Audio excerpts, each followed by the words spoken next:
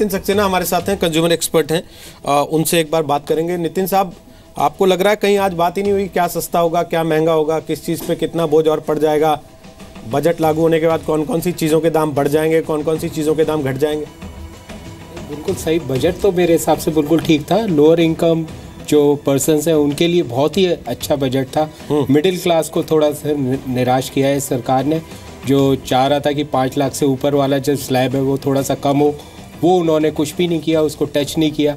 क्योंकि देश में इनकम बढ़ी है और आपको टैक्स कम करना पड़ेगा, ये एक हमें थोड़ा सा एक्सपेरिमेंट ही करें तो रेवेन्यू आ सकती थी। जैसे आपने एक्सपेरिमेंट ही कर रहे हैं कि 5% किया, इस तरह से ऊपर वाले पर भी थोड़ा सा कम कर देते तो ज़्यादा बेहतर होता।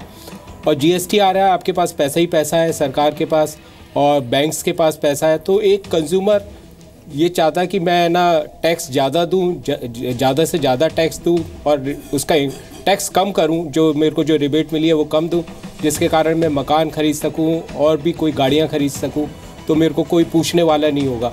अभी भी वो डर रहेगा। और दूसरी बात यह है कि टैक्स के जो अथॉरिटीज़ है वो बहुत कंज्यूमर्स को परेशान करते हैं, उसको चेक करने की ज़रूरत है। अगर वो कंज्यूमर फ्रेंडली होंगे तो कंज्यूमर को टैक्स देने में कोई परेशानी नहीं है। ठीक है, इसके ऊपर और एक मॉनिटर होना चाहिए। योगेंद्र कपूर साहब, जो चीज़ें बोली है, योगेंद्र कपूर साहब हमारे साथ स्टूडियो में आ गए, कुछ देर से हमारे न्यूज़ रूम के सहयोगियों को टैक्स कैलकुलेशन करा रहे थे। तो सर बता दीजिए एक बार, आसान तरीके से लोगों को समझा दीजिए, कितनी आपकी कमाई है तो कितना आपका टैक्स होगा, कितना उसमें बदलाव आ गया, कितना आपको बचेगा, या फिर अब तक जो दिख रहा है वो केवल आई वॉश है? देखिए, एक चीज़ जो है कि इस बजट के अंदर एक चीज़ जो अक्रॉस इंडिविजुअल्स को जो बेनिफिट दिया गया है वो ये है कि किसी की भी इनकम जिसकी 5 लाख एंड अबव है, चाहे वो सैलरीड एम्प्लॉई है, चाहे वो बिजनेसमैन है, चाहे वो प्रोफेशनल है, हर एक को जो है एक 12,500 का टैक्स बेनिफिट जो है इस बजट में दिया गया है। और ये एक बहुत वेलकम स्टेप है। और हर एक आदमी की एक एक्सपेक्टेशन भी थी कि एक बेसिक एग्जेम्पशन में या तो इंक्रीज़ करी जाए लिमिट जो है, या फिर जो है टैक्स रेट को कम किया जाए। तो मेरे ख्याल से it is a very welcome step. तो ये 12,500 भी आपको कहीं इन्वेस्ट करके बचाना होगा या सीधे बचाना? नहीं, ये इसमें आपको कोई भी इन्वेस्टमेंट करने की जरूरत नहीं है। This is a ad hoc deduction which will be available, because अब जो है ये टैक्स रेट जो है आपका जब वो 10 से 5% हो गया है तो ये आपको स्टैट्यूटरीली अवेलेबल होगा, आपको उसमें कोई भी इन्वेस्टमेंट करने की जरूरत नहीं है। ठीक है।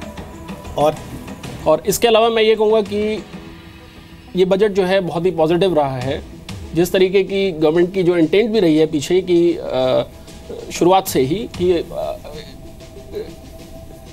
इसको पूरी इकोनॉमी को जो है कैशलेस किया जाए, तो उस पर्सपेक्टिव में उन्होंने आज एक वो बहुत पॉजिटिव स्टेप लिया है कि अगर उन्होंने पॉलिटिकल रिफॉर्म प्रोसेस की बात करी है तो ये एक अपने आप में बहुत वेलकम स्टेप है, क्योंकि ये एक चीज़ शुरुआत से लैकिंग थी। क्योंकि एक जो लोगों के ऊपर जो इम्प्रेशन जा रहा था वो ये था कि पॉलिटिकल पार्टीज कहती कुछ हैं, करती कुछ हैं, और इसके बाद जो है वो इंटेंट जो है क्लियर हो जाती है जब उन्होंने क्लियरली ये कह दिया कि आपके जो भी एनोनिमस डोनेशंस हैं उस वाले इश्यूज़ को जो है ईसी का, इलेक्शन कमीशन का एड्रेस करते हुए कि अब आगे से जो भी उनको डोनेशन दी जाएगी वो कैश में जो है सिर्फ अप टू 2,000 एक्सेप्टेड होगी और बाकी जो है वो डिजिटल कर सकते हैं। राहुल गांधी इस वक्त कुछ कह रहे हैं, जाएंगे, हम उनको सपोर्ट करेंगे। सर, टैक्स रिजम्पशन 2.5 से 5 लाख के बीच में 5% ये छूट दी गई है।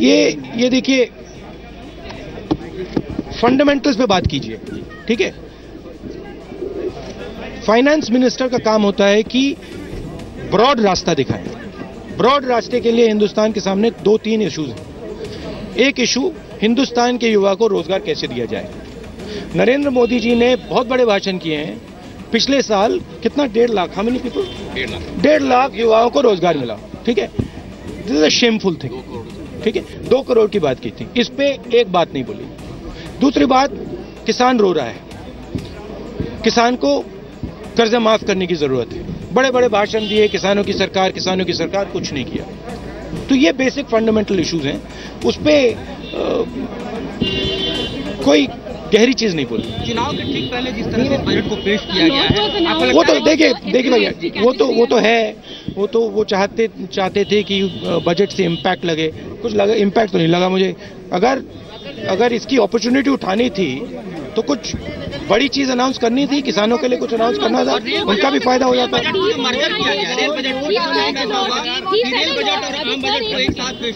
फिर से देखिए एक रेलवे बजट के बारे में। शुरुआत में पहली स्पीच में नरेंद्र मोदी जी ने कहा, लंबा भाषण दिया, बुलेट ट्रेन की बात की और बुलेट ट्रेन का विजन दिया, ठीक है। बुलेट ट्रेन आई नहीं आई। रेलवेज में फंडामेंटल प्रॉब्लम क्या है? सेफ्टी का प्रॉब्लम है। अब आप देखिए आज क्या हो रहा है, सेफ्टी रिकॉर्ड इस सरकार का रेलवेज में सबसे खराब है। उसके बारे में कुछ बोला बस। तो राहुल गांधी बहुत खुश नहीं है, वो कह रहे हैं कि बजट में कोई ऐसा कमाल नहीं किया है सरकार ने, और वो पूछ रहे हैं कि बुलेट ट्रेन की बात थी, बुलेट ट्रेन कहाँ है? रेलवे सुरक्षा पर वो सरकार को कटघरे में खड़ा कर रहे हैं। देखते हैं कांग्रेस की ये औपचारिक लाइन है या फिर कांग्रेस के नेता अभी इंतजार करेंगे, पहले पढ़ेंगे बजट को और उसके बाद तय करेंगे कि बजट पर हमें किस तरीके से आगे अपनी बात रखनी है।